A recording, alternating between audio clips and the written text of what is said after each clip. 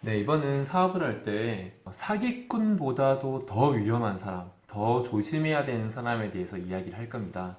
바로 어떤 사람이냐면 결론부터 말씀드리면 소시오패스. 많이 들어보셨죠? 사이코패스하고는 조금 많이 다릅니다. 소시오패스라고 하는 성향을 가진 분들이 있는데 저도 사실은 많이 겪어보진 않았고요. 작년에 아주 그냥 심하게 한번 겪은 적이 있습니다. 2년 전이었어요. 어떤 분의 소개로 연세가 좀 지긋하신 분을 만났는데요. 그분의 현재 상황은 좋지는 않았습니다. 상황은 좋지 않았는데 그분과 우연히 술자리를 몇 번 같이 하다가 이야기를 좀 들었는데 굉장히 유능해 보이시고 그리고 말씀도 유창하게 굉장히 잘하시고 지금 상황이 안 좋다는 게 이해가 잘 안 갈 정도로 유능해 보이시더라고요. 그래서 제가 그분을 저희 회사로 모셨어요. 모셔서 이사 자리를 드리고 우리 회사의 어떤 경영의 방향에 대한 부분도 많이 의논을 하고 하나의 큰 사업 하나를 제가 투자를 했습니다. 물론 이분이 투자한 건 하나도 없었어요. 이분은 그냥 저희 회사에 직원으로 오신 거죠. 이사의 직급은 드렸지만 직원으로 오셔가지고 제가 연봉을 측정을 해드리고 이분과 같이 새로운 프로젝트를 시작을 했는데 시작을 하면서부터 약간 삐걱거리기 시작하더라고요. 어떤 부분에서 제가 가장 많이 삐걱거린다 느꼈냐면요. 이분의 특징이 시간 약속을 전혀 못 지키시더라고요. 사실 지금 돌이켜서 생각을 해보면 시간 약속이 버릇처럼 안 지켜지는 분들은 아무것도 생각하지 말고 거절을 해야 된다. 저는 그렇게 지금 생각을 하고 있거든요. 정말 이상하다고 느낄 정도로 시간 약속을 안 지키세요. 두 번째로 그냥 약속도 잘 안 지키세요.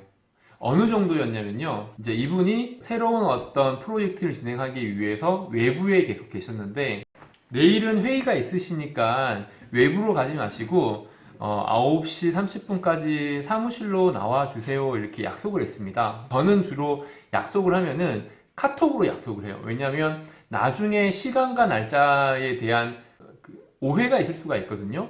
제가 수요일 날 오후 2시라고 했는데 목요일 날 2시라고 하지 않았느냐 이런 서로 간에 오해가 생긴 적이 있었기 때문에 저는 버릇처럼 약속을 하게 되면은 문자로 한 번 더 보내드려요. 거래처도 마찬가지고요. 그분과도 이제 내일 오전 9시 30분에 회의실에서 뵙겠습니다 라고 했는데 9시 40분이 돼도 안 오시는 거예요. 그래서 조금 더 기다렸다가 처음에는 늦으시는가 보다 생각을 했는데 전화를 딱 드렸더니 오늘 이런 일이 있어서 저기 회의를 내일 하시면 안 될까요? 이러시는 거예요. 그래서 말이 안 되잖아요. 물론 무슨 사정이 생겨서 약속을 미룰 수는 있습니다. 하지만 약속을 변경하는 것도 사실은 좋은 일은 아니지만 누구에게나 사정은 있기 때문에 약속은 변경할 수 있지만 그 약속 변경을 언제 해야 돼요?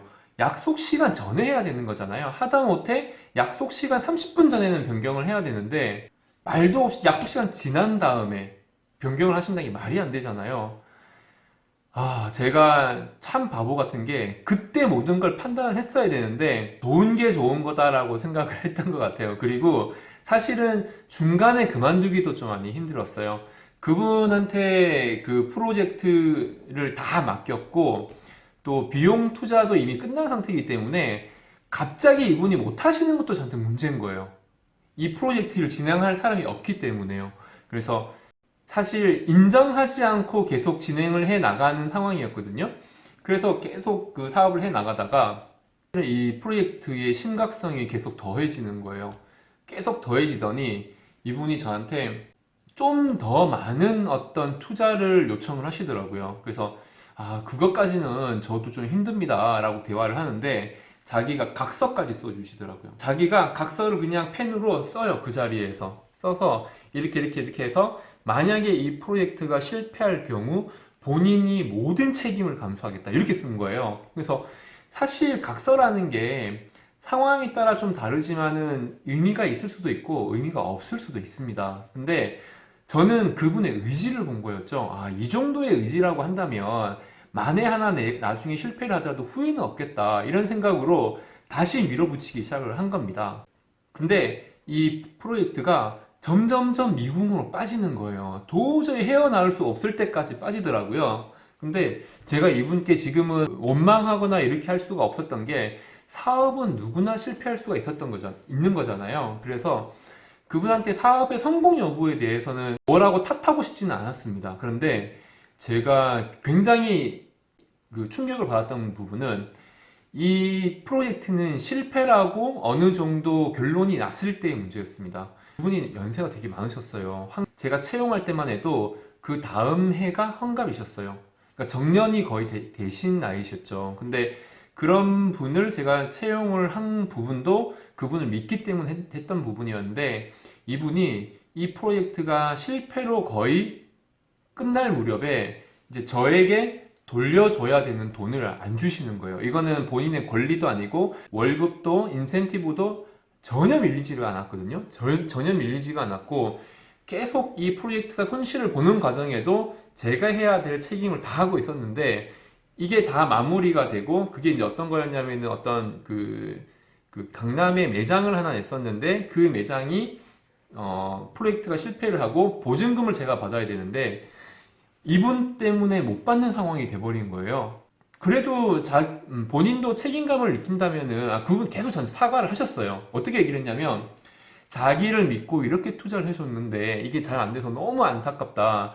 내 인생을 다 바쳐서라도 이걸 내가 만회를 하고 싶다. 이런 얘기를 수시로 하시는 거예요. 그래서 이런 마인드라면 저도 크게 문제는 안 되겠다라고 계속 밀어붙였던 건데, 계속 말은 그렇게 하시면서 제가 받아야 되는 보증금을 안 돌려주시는 거예요. 그래서 왜 이러시나 이렇게 생각을 하다가 뭔가 이거 문제가 있다. 이분은 계속 안 돌려주는 이유를 계속 설명을 하는 거예요. 납득이 가지 않는 이유로 그냥 전화를 안 받는다든지 이런 식이었던 거예요. 그래서 제가 어쩔 수 없이 이분한테 내용 증명을 보냈습니다.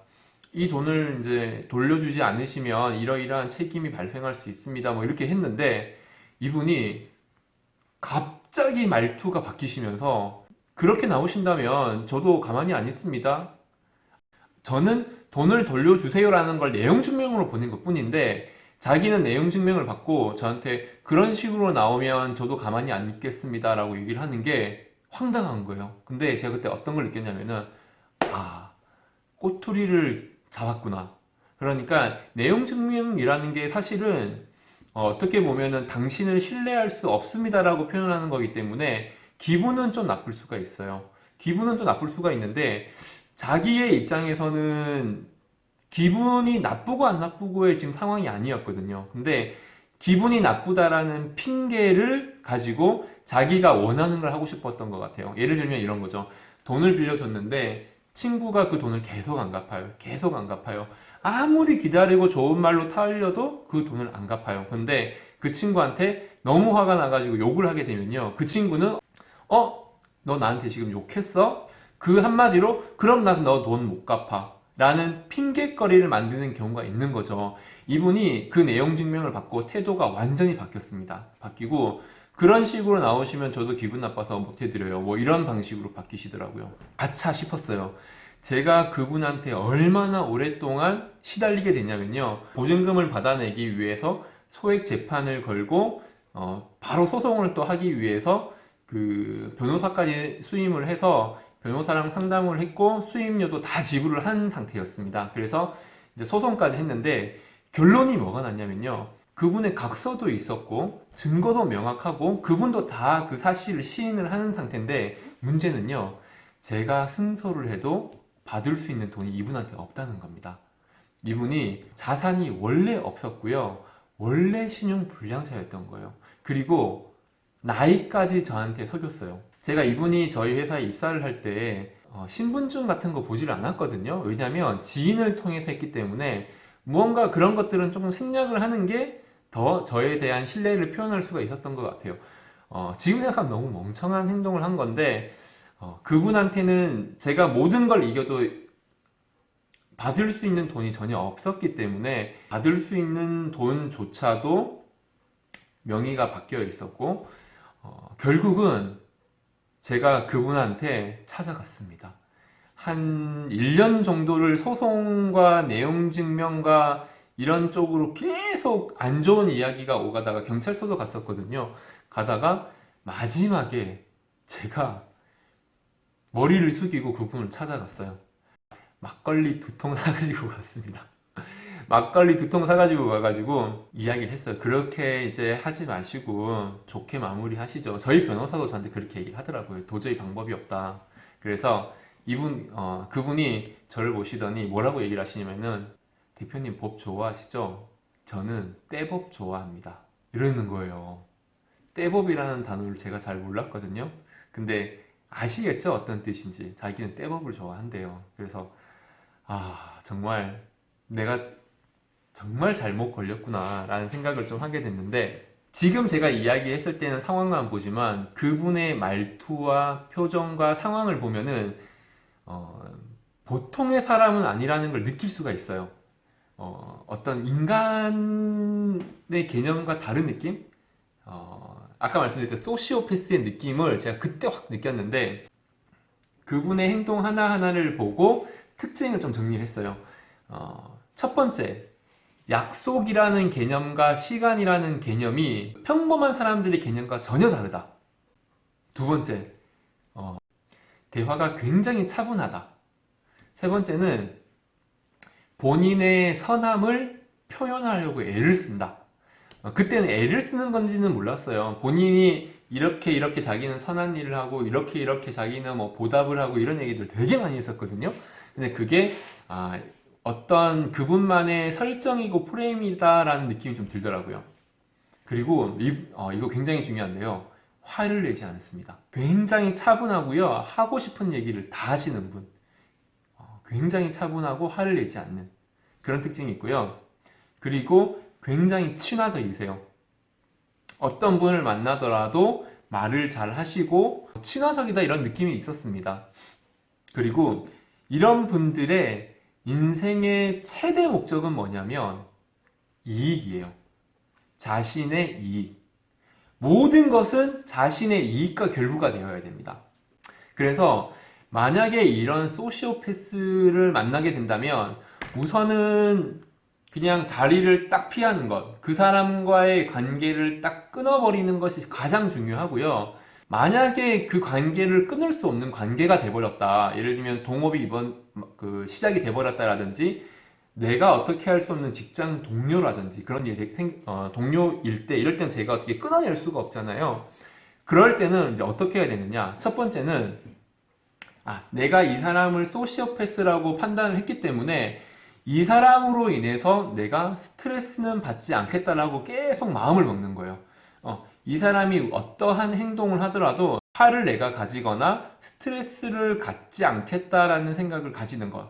첫 번째가 가장 중요하고요. 두 번째는 그 사람과는 내가 무엇을 약속을 하더라도 약속의 의미는 없다. 제가 그분과 계속 일을 할 때 처음에 시간 약속 안 지키시고 나중에 약속 자체를 아예 아까 말씀드렸잖아요. 약속 시간이 지난 다음에 약속을 안 지킨다고 이야기를 하는 그런 경우가 반복이 될 때는 나중에 어떤 일이 생기냐면은 이사님 내일 뭐 2시에 어디에서 좀 봬요? 라고 얘기를 하면서도 어떤 생각을 하냐면 안 나올 수도 있다. 그래서 미리 12시쯤에 전화로 확인을 한다든지, 확인을 했는데도 불구하고 안 나오는 경우는 역시 이분이 특징이 다시 드러나는구나, 뭐 이렇게 생각을 하는 것. 그게 두 가지 방법이고요. 세 번째로는 이 사람을 내가 움직여야 할 때, 이 사람을 제가 무언가를 하게끔 해야 될 때는 근거가 있어야 되는데 이익이 되는 근거가 있어야 돼요. 그게 무슨 뜻이냐면요, 이 사람이 어디를 가야 한다 그러면 이 사람이 거기에 갈 때 어떤 이익이 생기는지를 정확하게 명시를 좀 해줄 필요가 있습니다. 소시오패스는 본인에게 이익이 생기지 않는 것은 절대 하지 않습니다. 그러니까 다시 말씀드리면, 내가 선의를 베풀어서 돈을 빌려줬지만 이 사람이 돈을 갚지 않는 것은 본인이 갚지 않으면 이익이 생기는 거잖아요. 그 돈이 자기 수중에 있는 거니까요. 이 돈을 갚게 하려면 두 가지가 필요한데, 안 갚았을 때 어떤 손해가 생기는지, 지금 갚으면 제가 뭐라도 조금 더 해줄 수 있는 게 있다라는 어떤 이익의 근거를 제시를 하지 않으면 움직이지 않습니다. 이익이나 손해가 생길 수 있는 근거가 머릿속으로 계산이 되어야 이 사람은 움직일 수가 있어요. 마지막으로 한 가지만 더 말씀을 드리면, 만약에 약속을 했는데 그 약속을 지키지 않는 이유는 이 사람은 나에게 피해를 주고 싶은 목적은 없어요. 소시오패스는. 그 사람은 남에게 피해를 줌으로 인해서 생기는 이익은 없다라고 생각을 해요. 단지 자기가 했을 때의 이익이 생기는 게 없기 때문이기 때문에 이 사람이 약속을 안 지킨다, 뭐 무엇을 하지 않는다라고 해가지고 이 사람을 나쁘다 이렇게 생각할 필요는 전혀 없어요. 이 사람은 나쁘게 하기 위해서 나쁘게 하는 게 아닌 구조를 가지고 있는 분들이더라고요. 그래서 아까 제일 중간에 제가 말씀을 드렸지만 이런 소시오패스를 만나게 되면은 가장 좋은 방법은 그 사람과 빨리 연을 끊고 피하는 것. 그게 가장 좋은 방법입니다. 사업을 하시는 분들은 사기꾼보다도 더 주의해야 되는 분들이라고 생각을 하시고 성향을 가진 분들에 대해서 빨리 파악을 하시길 바랍니다. 감사합니다.